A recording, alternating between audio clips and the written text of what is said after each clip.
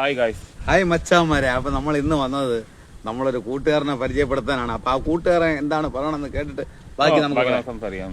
കേരളത്തിലുള്ള എല്ലാവരും ഒരേ സ്വരത്തിൽ പറയുന്നു, ജനപ്രിയനെ മതിന്ന്, എന്നെ മതിന്ന്. കേരളത്തിലെ കൊച്ചു കുട്ടികൾ വരെ പറയുന്നു ജനപ്രിയം മതിന്ന്. അപ്പൊ അങ്ങനെയാണ് കാര്യങ്ങള്. അപ്പൊ ഈ നമ്മുടെ ഇവൻ പറയണ കണ്ടു കഴിഞ്ഞാൽ ഇവൻ ജനപ്രിയനെന്നാണ്. ജനപ്രിയ കൊച്ചു പിള്ളേര് വരെ. പക്ഷെ കൊച്ചു പിള്ളേരെന്ന് അവതരിച്ചത് കരടി കുഞ്ഞുങ്ങളെയാണ് കേട്ടോ. അതാണ് കരടി കുഞ്ഞുങ്ങളാണ്. ഇവ ജനപ്രിയ എന്ന് പറയുന്നത്. എടാ നിന്റെ പേര് അല്ലെങ്കിൽ കാമക്കരടി എന്നാണല്ല, ഇവ എന്തോ ഒരു പേര്. എടാ നിന്നെ ജനങ്ങൾ അറിയപ്പെട്ടതെന്ന് പറഞ്ഞാൽ കാമക്കരടി എന്ന് വെച്ചാണ് നമുക്ക് എല്ലാവർക്കും അറിയാം. കാമക്കരടി എന്ന് വെച്ചാൽ ആർക്കും അറിയാം. നിന്റെ പേര് നീ സ്വയം ഇല്ലേ, ഇവനാണ് ജനപ്രിയ എന്ന് പറഞ്ഞാണ് നടക്കുന്നത്. എടാ നീ അസൽ കാമക്കരടി.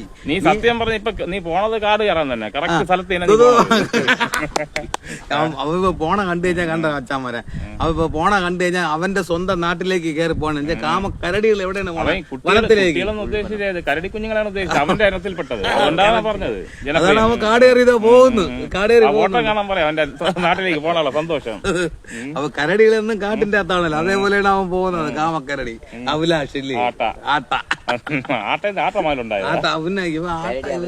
ഇവന് എന്തെല്ലാം പേരെന്ന് എനിക്ക് തന്നെ അറിഞ്ഞൂടാ.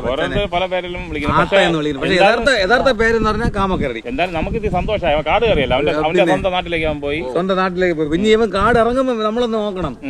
ഇവൻ കാട് ഇറങ്ങുമ്പോ നമ്മൾ നോക്കേണ്ടതെന്ന് വെച്ചാൽ നമ്മുടെ വീട്ടിലെ കന്നുകൂട്ടി പശുക്കളൊക്കെ ഉണ്ടല്ലോ, ഒന്ന് സൂക്ഷിക്കണം. പശുവിനെ വെടിവെക്കുന്ന ഒരു വ്യക്തിയാണ്. അപ്പൊ നമ്മളെ കാമക്കരടി ഗുഡ് സല്യൂട്ട് ഇല്ലേ? ഗുഡ് സല്യൂട്ട് എന്നല്ല, ഗുഡ് ബൈ. ഇനി വരല്ലേ തിരിച്ച്. കാട് കയറിയെന്നുണ്ടെങ്കിൽ കാട് കയറിയുന്നോ? ശരി. അപ്പൊ അടുത്ത വീഡിയോ വരുന്നത് വരെയും ബൈ.